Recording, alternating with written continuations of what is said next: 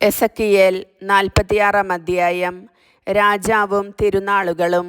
ദൈവമായ കർത്താവ് അരുളി ചെയ്യുന്നു, അകത്തെ അങ്കണത്തിൻ്റെ കിഴക്കേ പടിപ്പുര ജോലി ദിവസങ്ങൾ 6-ലും അടച്ചിരിക്കണം. സാബത്തിലും അമാവാസിയിലും അത് തുറന്നിടണം. രാജാവ് പുറത്തുനിന്ന് പടിപ്പുരയുടെ പൂമുഖത്തിൻ്റെ പാർശ്വകവാടത്തിലൂടെ പ്രവേശിച്ച് തൂണിനരികെ നിൽക്കണം. അവൻ്റെ ദഹനബലിയും സമാധാനബലിയും പുരോഹിതന്മാർ അർപ്പിക്കണം. പടിപ്പുരയുടെ വാതിൽക്കൽ നിന്നുകൊണ്ട് അവൻ ആരാധന നടത്തുകയും വേണം. അതുകഴിഞ്ഞ് അവൻ പുറത്തു പോകണം. എന്നാൽ വൈകുന്നേരം വരെ പടിപ്പുര വാതിൽ അടയ്ക്കരുത്. ജനം സാബത്തിലും അമാവാസിയിലും പടിപ്പുര വാതിൽക്കൽ കർത്താവിൻ്റെ സന്നിധിയിൽ ആരാധന നടത്തണം. സാബത്തിൽ രാജാവ് കർത്താവിന് സമർപ്പിക്കുന്ന ദഹനബലി ഊനമറ്റ 6 ആട്ടിൻകുട്ടികളും 1 മുട്ടാടും ആയിരിക്കണം.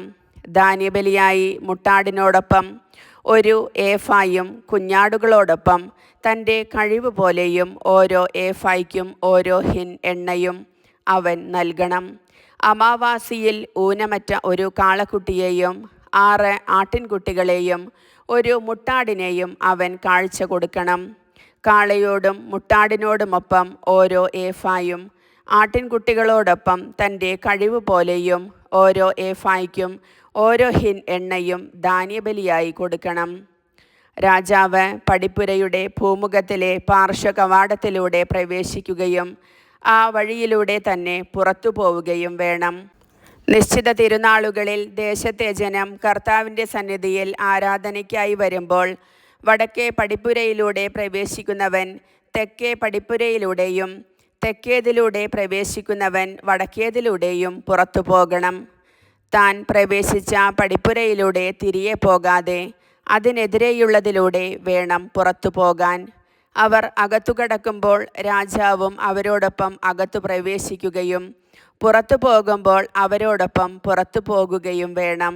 തിരുനാളുകളിലും നിശ്ചിത കാലങ്ങളിലും ധാന്യബലി കാളക്കുട്ടിയോടും മുട്ടാടിനോടുമൊപ്പം 1 ഏഫായും ആട്ടിൻകുട്ടികളോടൊപ്പം ഓരോരുത്തൻ്റെ കഴിവ് പോലെയും ഓരോ ഏഫായ്ക്കും ഓരോ ഹിൻ എണ്ണയും ആയിരിക്കും.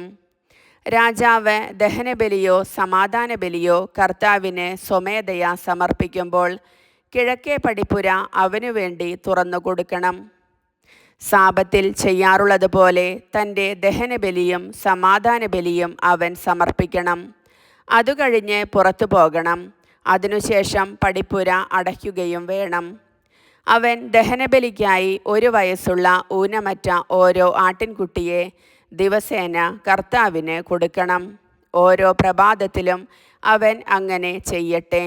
അതിനോടൊപ്പം 6-1 ഏഫായും മാവ് കുഴയ്ക്കാൻ 3-1 ഹിൻ എണ്ണയും ധാന്യബലിയായി അവൻ ഓരോ പ്രഭാതത്തിലും കർത്താവിന് കൊടുക്കണം. ദിനം തോറുമുള്ള ബലിയുടെ നിയമമാണിത്.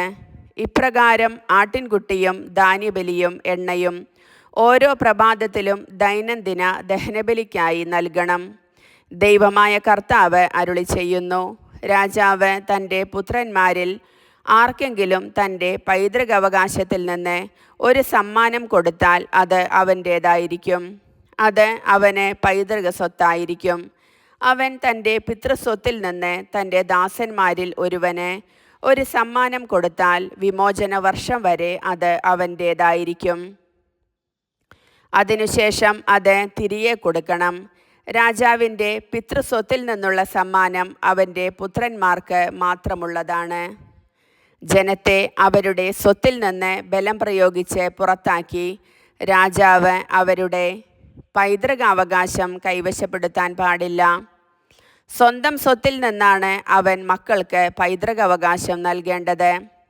അങ്ങനെയാവുമ്പോൾ എൻ്റെ ജനത്തിൻ്റെ സ്വത്ത് അവർക്ക് നഷ്ടപ്പെടുകയില്ല. അതിനുശേഷം അവൻ എന്നെ പടിപ്പുരയുടെ പാർശ്വകവാടത്തിലൂടെ പുരോഹിതന്മാരുടെ വിശുദ്ധ മുറികളുടെ വടക്കേ നിരയിലേക്ക് കൊണ്ടുവന്നു. അവയുടെ ഏറ്റവും പടിഞ്ഞാറേ അറ്റത്ത് ഞാൻ 1 സ്ഥലം കണ്ടു.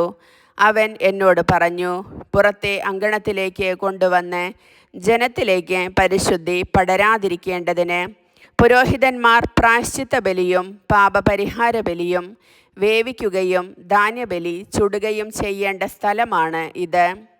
പിന്നെ അവൻ എന്നെ പുറത്തെ അങ്കണത്തിലേക്ക് കൊണ്ടുവന്ന് അങ്കണത്തിൻ്റെ 4 കോണുകളിലേക്കും നയിച്ചു. അങ്കണത്തിൻ്റെ ഓരോ കോണിലും ഓരോ അങ്കണമുണ്ടായിരുന്നു. 40 മുഴം നീളവും 30 മുഴം വീതിയുമുള്ള ഓരോ ചെറിയ അങ്കണം 4 കോണിലുമുണ്ടായിരുന്നു. അവ ഒരേ വലിപ്പത്തിലായിരുന്നു. 4 അങ്കണങ്ങളുടെയും ഉൾവശത്ത് ചുറ്റിലും കൽഭിത്തി കെട്ടിയിരുന്നു. അതിൻ്റെ ചുവട്ടിൽ ചുറ്റും അടുപ്പുകളുമുണ്ടായിരുന്നു. അപ്പോൾ അവൻ എന്നോട് പറഞ്ഞു, ദേവാലയത്തിൽ ശുശ്രൂഷിക്കുന്നവർ ജനത്തിൻ്റെ ബലിവസ്തുക്കൾ വേവിക്കുന്ന സ്ഥലമാണിത്. കർത്താവിൻ്റെ വചനം.